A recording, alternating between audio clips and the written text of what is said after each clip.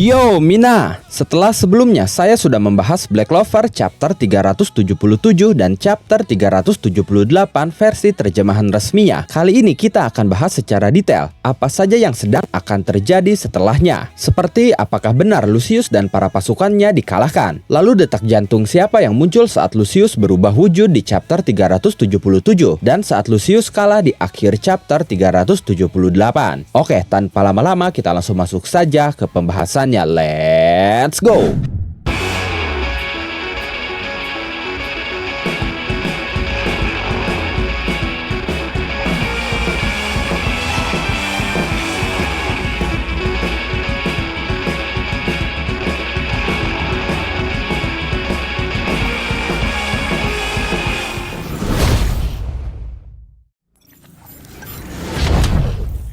Hal pertama yang akan kita bahas di sini adalah Adramelech. Seperti biasa, lagi dan lagi, Adramelech ini muncul dan hanya menonton pertarungan layaknya sebuah sinema. Ada dua pertanyaan sederhana tentang Adramelech yang akan saya garis bawahi di sini. Pertama, kenapa Adramelech hanya diam dan menonton saja? Kedua, kenapa tidak ada yang menyadari hawa keberadaannya? Seakan-akan sosok dia itu tidak ada atau bahkan terabaikan. Sejak kemunculan pertamanya, Adramelech ini memang mencurigakan dengan sifatnya yang terlihat malas dan bahkan tidak mau bertarung, seperti saat dimintai bantuan oleh Lucifero. Dia tidak mencerminkan sosok iblis yang selalu angkuh, arogan, dan gila kekuasaan. Adramelech ini terlihat seperti iblis yang cerdas, cerdik, dan pintar. Dia akan mengikuti alur yang akan menguntungkan baginya. Nah, ketika dia bertemu Lucius, dan Lucius sudah memiliki kemampuan untuk memprediksi atau membaca masa depan, Adramelech memutuskan untuk berpihak kepada Lucius, karena menurutnya itu yang paling logis dan menguntungkan. Di sini kita tidak membicarakan lebih jauh tentang alasan Adramelech memihak Lucius atau adanya tujuan terselubung di balik dia mau bergabung dengan Lucius. Walaupun saya memiliki pemikiran seperti itu, tapi di sini kita hanya bahas hal sederhana dan logis. Kenapa Adramelech tunduk pada Lucius? Dan hal itu dia lakukan karena itu yang paling menguntungkan baginya. Di luar ada tidaknya tujuan terselubung dengan mengikuti Lucius. Dia jelas akan selamat karena tidak akan dibunuh oleh Lucius seperti para iblis lainnya. Lalu kenapa dia hanya memantau pertarungan? Bahkan di saat Lucius kewalahan menghadapi para kesatria sihir. Ada tiga hal yang mungkin akan menjawab itu. Pertama, karena dia tidak peduli dengan Lucius. Balik lagi, dia memiliki sifat yang mengikuti alur yang menguntungkan dia. Dengan kekalahan Lucius, dia akan diuntungkan karena dia akan lepas dari ancaman Lucius. Kedua, ada tujuan terselubung, di mana kekalahan Lucius menjadi awal dari tujuannya itu. Atau ketiga, kita bisa menjawabnya dengan memperhatikan ucapan Adramelech di chapter 377. Di sana dia mengatakan, apakah Lucius sama tahu semuanya akan menjadi seperti ini? Ucapan dia itu menandakan bahwa sebelum pertarungan dimulai, Lucius sudah menceritakan semua penglihatannya, prediksi, atau masa depan yang dia lihat tentang pertarungan di kerajaan Clover kepada Adramelech. Yang kemungkinan saat itu Lucius melihat bahwa pertarungan akan berjalan lancar sesuai skenario yang dia buat. Jadi karena Adramelech sudah tahu situasi pertarungan akan berjalan ke arah mana, lalu karena kita tahu sifat Adramelech itu pemalas dan tidak mau repot, atau bisa dikatakan juga sifat itu lebih ke sebuah kebosanan karena dia sudah tahu masa depan akan seperti apa. Jadi dia terlihat malas. Dia berpikir untuk apa ikut bertarung. Toh skenario pertarungannya akan berjalan sesuai dengan apa yang Lucius katakan. Oleh karena itu dia hanya menunggu sambil menonton pertarungan hingga akhir. Di sini kalian pasti bertanya, kenapa Adramelech begitu mempercayai penglihatan masa depan Lucius? Jawabannya karena hal itu pernah terjadi. Lucius pernah membaca masa depan tentang pertarungan di kerajaan Spade dan Adramelech mengkonfirmasinya langsung bahwa pertarungan di kerajaan Spade berjalan sesuai dengan apa yang Lucius katakan. Jadi saat ini pun Adramelech mempercayainya. Tapi bedanya saat ini terjadi anomali. Asta yang dianggap cacat dunia oleh Lucius ternyata masih hidup. Dan adanya anomali lainnya yaitu para Black Bull yang sudah ditenagai oleh anti sihir yang membuat situasi pertarungan berubah total. Dan semua itu berjalan di luar penglihatan Lucius. Oleh karena itu, Adramelech bertanya-tanya apakah Lucius sudah melihatnya. Saat mengatakan itu, kita bisa melihat ekspresi Adramelech cukup bersemangat. Artinya kebosanan dia sudah hilang karena situasi mulai menarik baginya. Ini akan membuka kemungkinan bahwa Adramelech akan turun ke medan pertempuran, terutama setelah para klon Lucius dikalahkan oleh Black Bull. Dia akan menghadapi Black Bull dan membuat Black Bull putus asa. Kemudian Kapten dan Wakil Kapten Black Bull akan bergabung melawan Adramelech. Alur pertarungan kemungkinan akan sama seperti pertarungan di kerajaan Spade. Mereka akan dibuat putus asa, diberi harapan, lalu dibuat putus asa lagi, hingga akhirnya berhasil mengalahkan musuh. Pertanyaan selanjutnya, bagaimana selama ini Adramelech menyembunyikan hawa keberadaannya hingga tidak disadari oleh orang-orang? Hawa keberadaan iblis seharusnya jelas lebih mencekam dan seharusnya juga bisa dirasakan dengan mudah oleh para manusia. Tapi sejauh ini tidak ada yang menyadari keberadaan Adramelech. Dia dengan santuinya menonton semua pertarungan di kerajaan Clover tanpa disadari oleh orang-orang. Bagaimana itu bisa terjadi? Sebenarnya ada beberapa kemungkinan yang bisa menjelaskan pertanyaan itu. Pertama, karena Adramelech masih belum memiliki niat bertarung, jadi hawa keberadaannya masih sangat kecil atau redup. Ditambah hawa keberadaan dia yang masih redup itu diperedup lagi oleh hawa keberadaan Lucius, para paladin, dan klon Lucius yang meluap-luap, karena memang mereka sedang bertarung atau mengaktifkan mantra sihirnya. Momen pertarungan Black Bull dan para klon Lucius juga sebenarnya sangat menarik, tapi kita tidak diberikan detail lebih tentang pertarungan mereka, dan itu menurut saya sebuah pertanda bahwa pertarungan melawan klon Lucius bukanlah pertarungan utama para Black Bull. Kita akan mendapatkan detail kekuatan mereka saat mereka melawan musuh yang sebenarnya, dan menurut saya musuh mereka adalah Adramelech. Lalu ada hal menarik juga ketika Asta dan Yuno beradu argumen dengan Lucius. Mereka sebenarnya sama-sama benar dalam sudut pandang mereka masing-masing, tapi jika dalam sudut pandang kebenaran sejati, tentunya Lucius yang salah, karena benar seperti yang diucapkan Yuno, Lucius hanyalah manusia egois yang menginginkan sesuatu berjalan sesuai dengan kehendaknya tanpa memikirkan kehendak orang lain. Nah, yang menariknya adalah setelah perdebatan itu, Lucius terlihat cukup frustasi dan lelah menjelaskan mimpinya kepada Asta dan Yuno. Ekspresi wajahnya terlihat sama seperti saat pertama kali dia muncul dalam kilas balik pertamanya, atau sebelum dia mengikuti jalan Astaroth. Saat itu pun dia cukup frustasi dengan tujuan hidupnya, dan saat ini dia cukup frustasi menghadapi Asta dan Yuno dalam menggapai tujuan hidupnya. Karena selain dalam argumen, kekuatan Asta dan Yuno pun sangat menghalangi Lucius untuk menggapai tujuannya. Itulah kenapa demi menghadapi Asta dan Yuno, dia langsung menggunakan wujud yang berbeda dari wujud dia sebelumnya, karena dia yakin wujud dia sebelumnya tidak akan sanggup menghadapi mereka berdua. Lucius butuh tambahan kekuatan dari sihir milik adiknya untuk mengalahkan Asta dan Yuno. Pertarungan mereka tersaji dengan sangat epik. Kombinasi sihir yang Lucius keluarkan sangat sempurna. Dia memanfaatkan karakteristik dari sihir-sihir adiknya untuk mencapai output maksimal. Dengan kompresi tubuh dari sihir tubuh Dante, dia memfokuskan kekuatan tubuhnya di bagian lengan. Lalu dengan dorongan kecepatan dan tekanan darah dari sihir darah Vanica, Lucius melontarkan peluru tulang dari sihir tulang Zenon yang tentunya sangat keras, sehingga menghasilkan serangan yang bisa dikatakan kekuatannya 3 kali lipat dari serangan normal. Tapi sayangnya, Asta dan Yuno pun sudah bertambah kuat berkali-kali lipat. Bahkan dengan kekuatan Yuno saja, yaitu Mana Zone Neverland, Lucius bisa di-nerf seketika. Semua kekuatan dia diperlemah, bahkan Lucius tidak bisa menggunakan sihir waktunya di dalam zona Neverland Yuno, karena di dalam sana waktu tidak berlaku. Dari sini kita bisa membayangkan betapa kuatnya Lucius saat ini jika dia tidak terpengaruh Neverland Yuno. Berbanding terbalik dengan Lucius sebagai musuh Yuno, justru rekan Yuno yang ada di dalam zona Neverland, kekuatannya akan di-buff dan meningkat seketika. Dan itu membuat Neverland benar-benar menjadi counter dari Lucius dan seakan-akan diciptakan untuk mengalahkan Lucius. Sebenarnya dalam hati kecil saya berharap Neverland Yuno segera habis supaya Lucius bisa menunjukkan kekuatan maksimal dia yang sebenarnya. Tapi di sini ada yang cukup janggal juga. Neverland dikatakan menciptakan sebuah zona di mana siapapun yang masuk ke dalam zona itu akan terpengaruh. Begitupun seharusnya dengan Asta. Pertanyaannya, Asta memiliki anti sihir yang akan meniadakan sihir yang ada di sekitarnya. Kenapa Neverland Yuno tidak dibatalkan oleh anti sihir? Berbeda dengan Mana Zone Kids Playground milik Yami dan Hato yang langsung terpengaruh oleh anti sihir Asta, di mana area di sekitar Asta saat itu langsung bocor karena adanya anti sihir di sekeliling Asta. Sehingga apakah ini menjelaskan bahwa Neverland kebal anti sihir? Menurut saya tidak. Saya ada asumsi tentang anti sihir ini. Sebenarnya sudah sering disinggung dalam beberapa video, di mana anti sihir ini tidak akan serta-merta meniadakan sihir yang ada di sekitarnya. Saat meniadakan Kids Playground, anti sihir Asta meluap-luap dari tubuhnya dan Asta tidak bisa mengontrolnya, sehingga sihir apapun yang ada di sekitarnya saat itu akan dinetralkan. Sementara saat berada di dalam Neverland Yuno, Asta tidak mengeluarkan anti sihir yang meluap-luap dari tubuhnya. Bukan karena tidak bisa, tapi kini Asta bisa mengontrol mengontrol anti-sihir. Contohnya, dia sempat mengeluarkan anti-sihir yang meluap-luap dari tubuhnya ketika menghadapi Damnatio. Dan Finral pun mengkonfirmasi bahwa saat itu Asta sudah lebih bisa mengontrol kekuatan anti-sihirnya. Sepertinya saya akan buatkan penjelasan terpisah terkait cara kerja anti-sihir ini, karena masih banyak yang salah kaprah memahaminya. Intinya, anti-sihir Asta tidak membatalkan Everland dan mantra sihir Yuno lainnya, sehingga Asta dan Yuno bisa menciptakan kombinasi yang selaras. Ketika Asta menyerang, Yuno tahu Lucius akan menghindar kemana, jadi dia pun tahu harus melepaskan serangan ke arah mana. Begitupun sebaliknya, mereka percaya satu sama lain, jadi serangan mereka tidak bisa terprediksi oleh Lucius. Dan Lucius pun dalam tanda kutip untuk sementara ini berhasil dikalahkan oleh dua serangan mematikan, diawali oleh Zeten Asta dan diakhiri oleh Saint Spirit of Boreas Yuno. Tapi sayangnya, lagi dan lagi ada yang janggal. Ketika Yuno menghantam Lucius menggunakan Saint Spirit of Boreas, kita masih bisa melihat kepala dan tubuh Lucius. Tapi ketika sebuah kawah tercipta, di sana sudah tidak terlihat adanya tubuh Lucius. Ditambah muncul suara detak jantung yang mencekam setelahnya. Sehingga ini membuktikan bahwa Lucius masih belum dikalahkan. Masih akan muncul hal mengerikan yang bisa membalikan keadaan. Karena kita tahu juga, seorang Tabata tidak mungkin hanya memberikan satu chapter untuk pertarungan melawan musuh utama. Kecuali Lucius bukan musuh utamanya. Jadi masih banyak kemungkinan yang bisa terjadi. Bisa saja yang Yuno kalahkan adalah sebuah klon atau ilusi, karena tubuhnya yang tiba-tiba menghilang. Tapi bisa juga itu Lucius asli. Hanya saja dia akan bangkit kembali dengan kekuatan yang lebih dahsyat lagi. Atau justru Darkrai akan kembali bangkit. Karena jika kita perhatikan, tubuh mereka perlahan mulai pulih. Dan Grimoire mereka pun ada di depan mereka. Yang artinya mereka masih hidup. Atau bisa juga, iblis dalam tubuh Lucius akan memberontak dan bangkit. Lalu menjadi villain utama. Yang akan sangat sulit bagi Asta dan Yuno untuk mengalahkannya. Bagaimana menurut kalian? Silahkan tulis dan diskusikan pendapat, asumsi, spekulasi, atau teori kalian di kolom komentar. Oke, itulah pembahasan tentang Black Clover chapter 377 dan chapter 378. Selanjutnya saya akan membuat video pembahasan tentang bentuk atau wujud Lucius yang melebihi Seraphim dan sudah mendekati sosok dewa. Saya juga akan membahas tentang cara kerja anti-sihir. Jadi jangan lupa subscribe yang belum subscribe dan segera nyalakan loncengnya supaya kalian mendapatkan notifikasi saat Animangatik upload video terbaru. Oke, terima kasih sudah menonton video ini sampai akhir. Mohon maaf jika ada kesalahan dalam narasi maupun dalam terjemahan dan penyebutan istilah asing. Tetap nantikan konten Black Clover dan konten menarik lainnya hanya di Animangatik. Sekali lagi terima kasih dan sampai jumpa di video selanjutnya.